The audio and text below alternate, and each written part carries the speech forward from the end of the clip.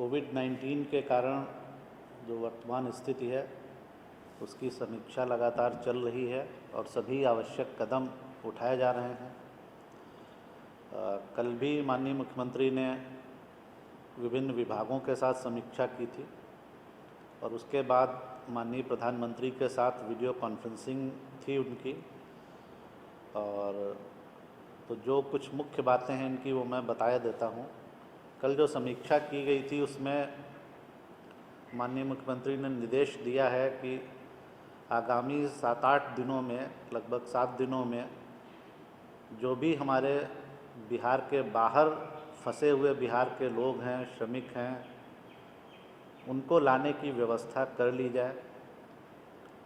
और इसके लिए जो संबंधित नोडल विभाग है, आपदा प्रबंधन विभाग, वहाँ से कार्रवाई शुरू हो गई है और उसमें काफ़ी बड़ी संख्या में ट्रेन्स और बसेस के अरेंजमेंट्स के लिए भी व्यवस्था की जा रही है। कोशिश की जा रही है कि जहाँ ट्रेन्स लिमिटेड हैं तो बसेस से भी लोग आ सकते हैं, कम से कम नियर बाई स्टेट्स से। तो इससे भी काफ़ी ये काम जल्दी हो पाएगा। तो इस पर पूरी कार्रवाई विभिन्न विभागों द्वारा, जो संबंधित विभाग हैं उनके द्वारा की जा रही है। और जो भी इसमें जैसे जैसे शेड्यूल ट्रेन का या बसेस का जो तय होगा वो हम आपके साथ भी शेयर करेंगे।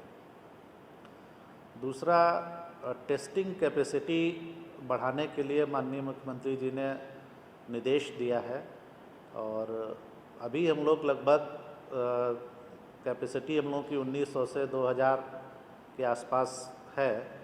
उसको 10,000 करने के लिए जो भी आवश्यक कार्रवाई है वो करने के लिए निर्देश दिया गया है, क्योंकि काफ़ी बड़ी संख्या में बाहर से लोग आ रहे हैं।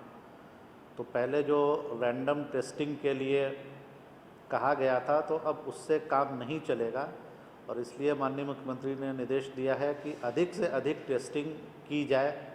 और इस टेस्टिंग के लिए भी स्वास्थ्य विभाग गाइडलाइंस बना रहा है, निर्गत कर रहा है कि कैसे किया जाएगा। इसके अलावा जो मूवमेंट है, जो अगले 7-8 दिनों में लोगों को लाना है और जो यहाँ भी विभिन्न शहरों में लोग फंसे हैं उनको जाना है, तो उसके लिए एक SOP निर्गत किया जा रहा है। एक स्टैंडर्ड ऑपरेटिंग प्रोसीजर जो है वो निर्गत किया जा रहा है। हम विज्ञापन के माध्यम से भी उसको, और जैसे ही वो फाइनल होता है हम आपको भी शेयर करेंगे। तो उसमें एक प्रश्न भी उसके संबंध में आया था कि वो लोग जो नॉर्मल ट्रेन से है वो आएंगे, तो उस सब की चीज़ों का समावेश उसमें किया गया है। तो उसकी जानकारी भी हम आपको तुरंत देंगे। इसके अलावा जो स्किल सर्वे किया जा रहा था, तो स्किल मैपिंग के लिए निर्देश दिया गया है कि जो अभी इंडस्ट्रीज एग्जिस्टिंग हैं उनको किस तरह के स्किल के मैन पावर की आवश्यकता है, और जो हमारे पास स्किल सर्वे से जो भी डेटा आया है तो उन दोनों की मैपिंग हो जाए और उनको हम लोग रोज़गार उपलब्ध करा सकें। तो इससे इंडस्ट्री को भी फ़ायदा होगा और लोगों को भी काम मिलेगा। तो उद्योग विभाग के नेतृत्व में इस पर भी तेज़ी से काम स्टार्ट हो गया है।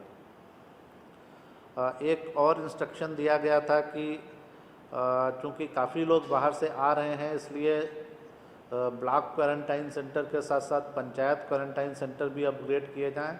और इसके अलावा जो हेल्थ क्वारंटाइन सेंटर्स हैं उनमें भी बेड की संख्या बढ़ाई जाए, आइसोलेशन बेड्स की संख्या बढ़ाई जाए।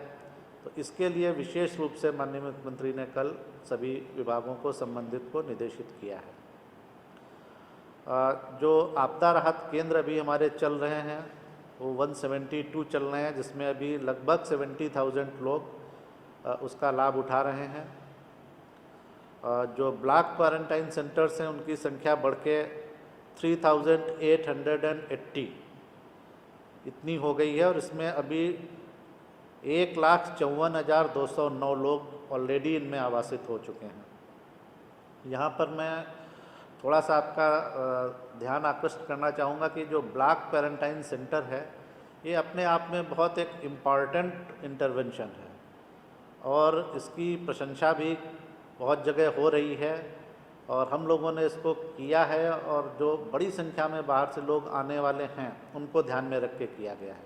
और इसमें हर तरह की फैसिलिटीज़ की भी उपलब्धता सुनिश्चित की जा रही है। पर आप सहमत होंगे कि ये एक बड़ा चैलेंज है, बहुत ज़्यादा लोग आ रहे हैं और थोड़ा अप्रहेंशन भी लोगों में रहता है, इसलिए एक बड़ा चैलेंज है। लेकिन सभी जिलाधिकारी और उनका जो पूरा उनकी टीम है और सभी विभाग इसमें पूरी क्षमता से अपना सर्वश्रेष्ठ देने का प्रयास कर रहे हैं, और मुझे पूरा विश्वास है कि ये एक बहुत अच्छा एग्ज़ाम्पल बनकर सामने आएगा पूरे देश में। तो ये मैं बताना चाह रहा था आपको। इसके अलावा मुख्यमंत्री राहत कोष से जो मुख्यमंत्री विशेष सहायता देते हैं, अब तक 19,58,000 लोगों को ये सहायता भी दे दी गई है। जो एम्प्लॉयमेंट जनरेशन है उसमें भी लगातार वृद्धि हो रही है, और अभी तक 3,48,000 स्कीम्स में 1,77,40,000 इतने मैंडेज अभी तक जनरेट किए जा चुके हैं। जो टेंटेटिव फिगर, जैसा मैंने पहले भी बताया था कि टेंटेटिव फिगर जो हमको विभागों से मिलता है उसके आधार पर। इसके अलावा ट्रेन्स के बारे में मैं बताना चाहूँगा कि 21 ट्रेन आज के लिए शेड्यूल्ड हैं, और कल के लिए भी 24 ट्रेन शेड्यूल्ड हैं। लेकिन ये ट्रेन की शेड्यूलिंग जो पहले से हम लोग कर रहे थे उसके हिसाब से थी। अभी जो कल माननीय मुख्यमंत्री द्वारा निर्देश दिया गया है कि एक वीक में लाना है, जो भी इच्छुक लोग आना चाहते हैं, तो उसको दृष्टिगत रखते हुए आपदा प्रबंधन विभाग इस पर तैयारी कर रहा है, और इनकी संख्या अभी काफ़ी बढ़ेगी। बसेस की भी संख्या, बसेस भी इसमें यूज़ की जाएंगी, ट्रेन्स भी यूज़ होंगे, तो इनकी संख्या बढ़ेगी। वो फिर हमको आपको जैसे ही वो फिगर फाइनल होता जाएगा हम आपको शेयर करेंगे। इसके अलावा इनमें संख्या भी मैं बता देता हूं कि जो आज ट्रेन्स आ रही हैं 21, उनमें 26,970 लोगों की सूची है, और जो 24 ट्रेन्स कल के लिए पहले से प्लान थी उनमें 30,348 लोग आ रहे हैं। इसके अलावा एक इम्पॉर्टेंट चीज़ ये हुई है कि बिहार के अंदर भी मूवमेंट के लिए ट्रेन शुरू की गई है। ये ट्रेन कैमूर से दानापुर और बरौनी होती हुई कटिहार जाएगी, और अभी ये डेली ट्रेन चलेगी, और इसमें जो भी बॉर्डर पे वहाँ पे कैमूर में लोग हैं वो अपने गंतव्य स्थान तक जा सकेंगे। और कैमूर डीएम को इसके लिए पास या जो भी परमिशन देने के लिए अधिकृत किया गया है, तो उनके परमिशन के आधार पर ये चलाई गई है। और भी हम लोग प्लान कर रहे हैं, लेकिन वो जैसे ही फाइनल होगा हम आपको शेयर करेंगे। कुल 104 ट्रेन अभी तक पहुंच चुकी हैं, जिनमें 1,20,131 लोग ऑलरेडी अराइव्ड हैं। ऑन वे 20 ट्रेन्स हैं, जिनमें 23,504 लोग हैं, और 160 और ट्रेन अभी तक शेड्यूल हो चुकी हैं। यानी टोटल 284 ट्रेन से 3,31,623 लोग, ये प्लानिंग ऑलरेडी हो चुकी है, और इसमें से जितना मैंने बताया वो लोग आ चुके हैं। लेकिन मैं फिर से क्लैरिफाई करना चाहूँगा कि कल के माननीय मुख्यमंत्री जी के निर्देश के आलोक में और तेज़ी से ये कार्य किया जाना प्रस्तावित है, और ये कार्य ट्रांसपोर्ट डिपार्टमेंट के सेक्रेटरी जो इसके लिए सहायक नोडल पदाधिकारी हैं वो कर रहे हैं।